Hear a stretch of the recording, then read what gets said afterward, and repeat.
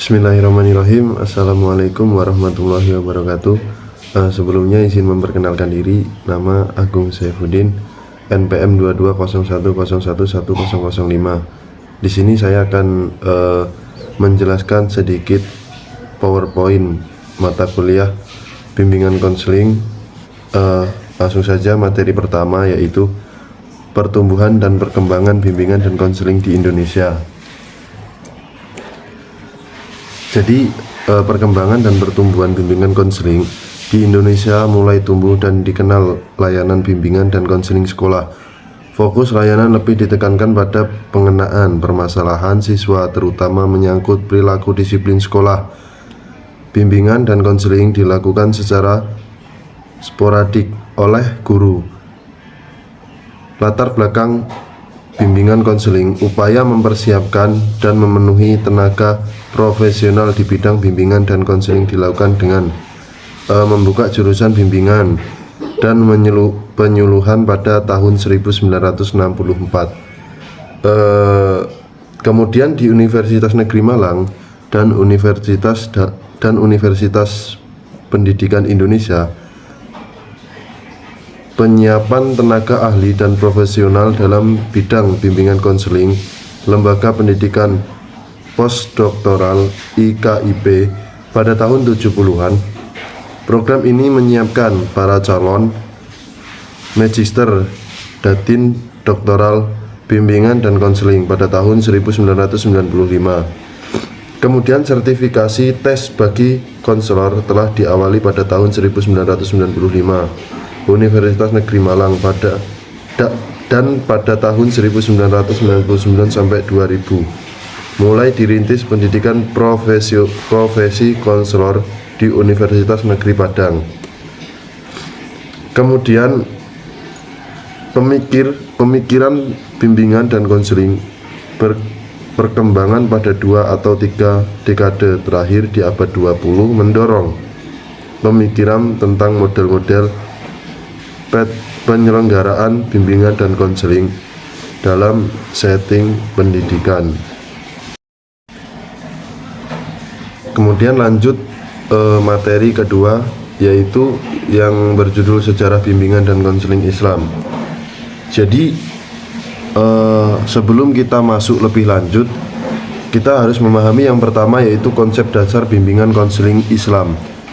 Jadi bimbingan dan konseling Islam sebenarnya telah ada sejak zaman Nabi Muhammad SAW, di mana Nabi Muhammad SAW menjadi konselor bagi umat Islam. Nah, bimbingan dan konseling Islam sendiri sebenarnya sama dengan bimbingan dan konseling, hanya saja bimbingan dan konseling Islam mengacu pada Al-Quran dan Sunnah Rasul. Nah, kemudian lanjut selanjutnya, yaitu pengertian bimbingan dan konseling Islam. Jadi bimbingan dan konseling Islam itu merupakan layanan yang diberikan oleh konselor pada konselinya. Namun sebelum membahas lebih dalam tentang bimbingan dan konseling Islam, maka berikut bahasan lebih rinci apa itu bimbingan, apa itu konseling, dan apa itu bimbingan dan konseling. Jadi yang pertama, yaitu pengertian dari bimbingan. Bimbingan sendiri itu yaitu adalah bantuan yang diberikan oleh seorang laki-laki atau perempuan yang memiliki kepribadian yang memadai dan terlatih dengan baik kepada individu-individu setiap usia untuk membantunya mengatur kegiatan hidupnya sendiri, mengembangkan pandangan hidupnya sendiri, membuat keputusan sendiri, dan menanggung bebannya sendiri.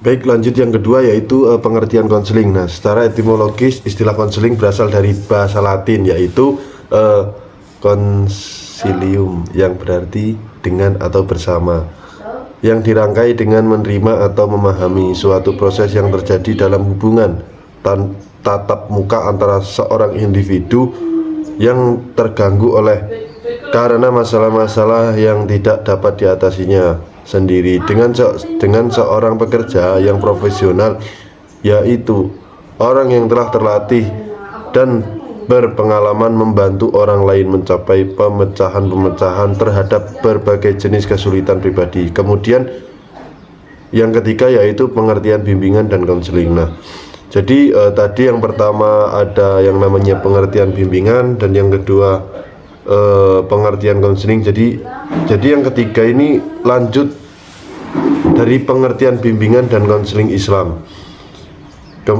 Pengertian bimbingan dan konseling Islam adalah kegiatan dari dakwah Islamiyah. Pada dasarnya, dakwah yang terarah adalah memberikan bimbingan kepada umat Islam untuk betul-betul mencapai dan melaksanakan keseimbangan hidup fit dunia wal akhirat. Bimbingan konseling Islami adalah proses pemberian bantuan terarah,